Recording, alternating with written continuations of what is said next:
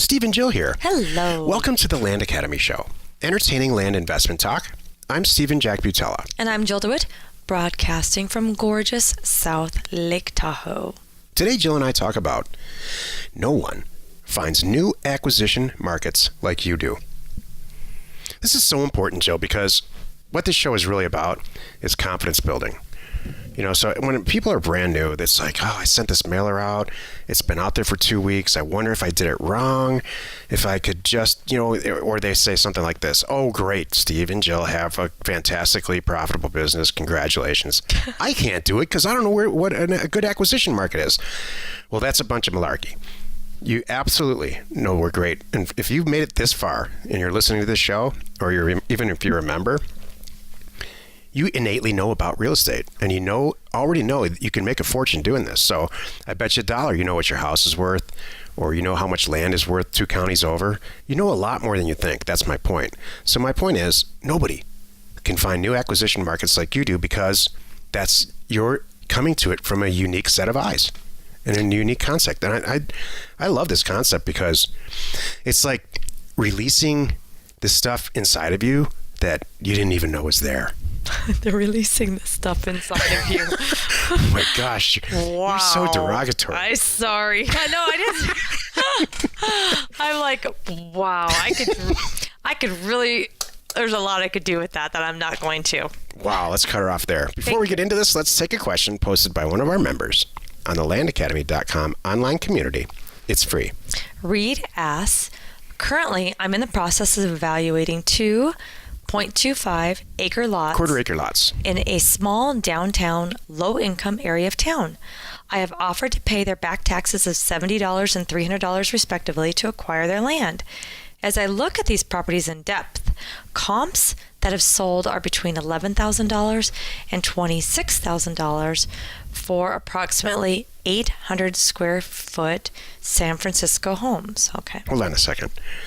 The houses are selling in San Francisco for $26,000? I'm confused. Go ahead. I'm curious too. I wonder what the specific area is. Yeah. San Francisco County?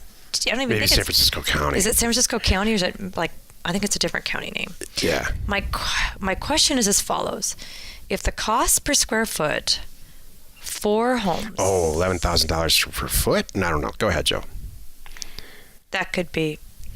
If the cost per square foot for homes in this area is around $20, am I wasting my time acquiring these properties even if they are as cheap as $70 a parcel?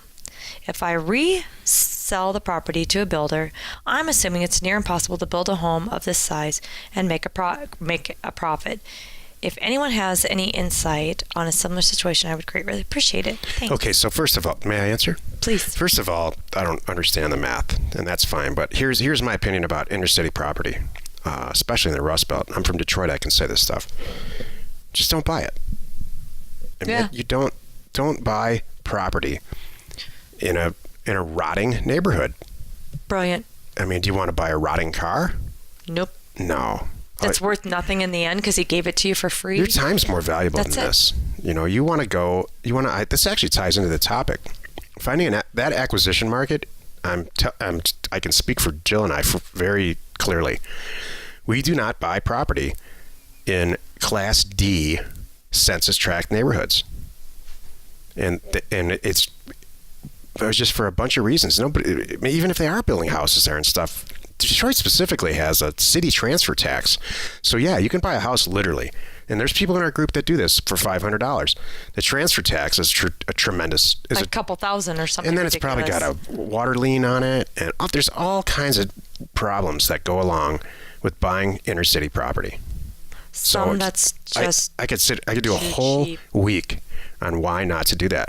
But the most important thing here, and it ties into this topic, is why wouldn't you buy 40-acre property somewhere in Montana for, I don't know, $25,000 and sell it for $80,000? Right.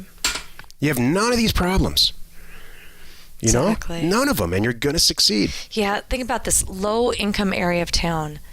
I mean, that does bother me too. And I'm wondering if Reed sought this out or if just kind of popped up.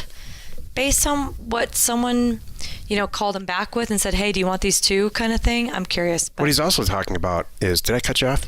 No, it's okay. What he's also talking about is working the sale price of a home, a comparison sale value for homes, down to an infill lot value. So I'm going to do the math for you real quick. In general, if homes are selling for $100,000, they're selling, right? I'm not talking about all renovated and spit shine and cleaned up. I just mean like a regular old house that probably needs some updating, sells for $100,000. In general, the infill lot that is generally worth 20 to 25% of what the property's worth. So let's just say $20,000.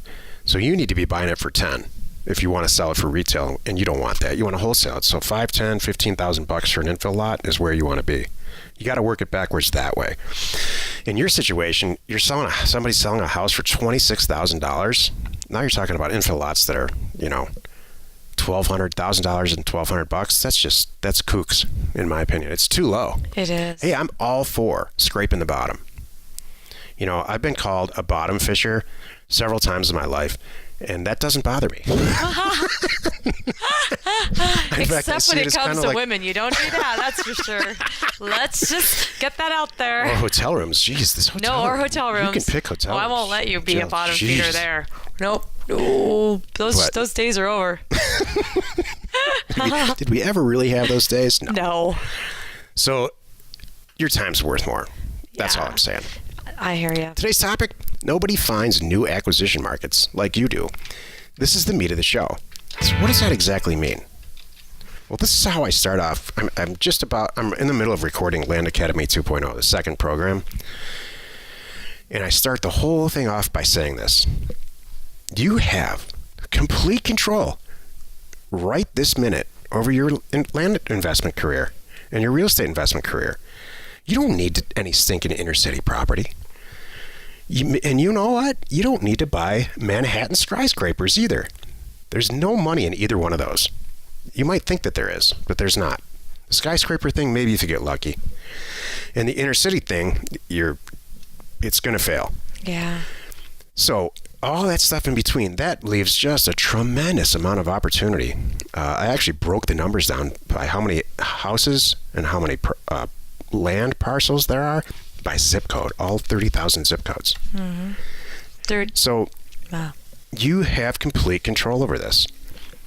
If you're in the real estate business in your head even, not as a real estate agent or an investor, but if you're obsessed at looking at real estate like we are, like I am, every vacation turns into a recon mission for land, then it's in your blood. No one is going to find a better acquisition market for you than you are. It's true. That should be your primary focus. Yep. Because everything else falls into place then. Yep. Selling the actual asset falls into place because you're buying it so cheap. And eventually it just happens to all of us. A niche it will find you. We have people in our group that all they do is buy property from dead people that's not documented correctly through adverse possession. Did they start out that way? No. They took my advice and they bought a bunch of property and resold it, low-end stuff, just to practice, and inadvertently came across some property where people have passed away, the owners, and it was a mess. And they enjoy undoing that. Mm-hmm. And now they make a ton of money doing it. And it's such a there's so many different things like that, and they're really, really solving problems for people. This is the beauty of it, stuff like that. These poor people, no one was going to help them. Yeah. And they would have ended up giving them back to the county, and they would have got nothing for it, really. And they're just happy to get something and someone fix this and take it off their plate and learn how to do it. So there's a lot of different things like that you could fall into. So without even thinking about it, right, I'm just going to ask you a few questions. Okay? Yeah. If you had to spend $250,000 on land, and you needed to make $500,000, describe to me the area, the acquisition target area you would have, and then maybe put together the perfect deal. Go. Large acreage, Colorado, Idaho, Montana, Washington State. I would look for Northern California. Yeah, because we've done some great deals there too, by the way. And those go fast. Okay, Minnesota. Let me zero in. I'm going to add some stuff. I'm going to go Northern. I'll get specific. I'm going to go Northern California. I'm going to go definitely. I'm trying to think of some specific counties that I really like. We don't need to go. I'll go into no, counties. You're doing a great job. All right. So when you say large acreage, how much acreage do you mean? how much do I have to spend again? $250,000. I have to. And 6 months to make it $500,000. I'm going to try to find, and they're out there. I'm just trying to find 160 acres. Yeah, that's good. That's what I'm going to You're try. nailing it. Thank you. I would go 40, 80, 160. I'm thinking 160. I like if I could, and maybe a bunch of 40s, 440s.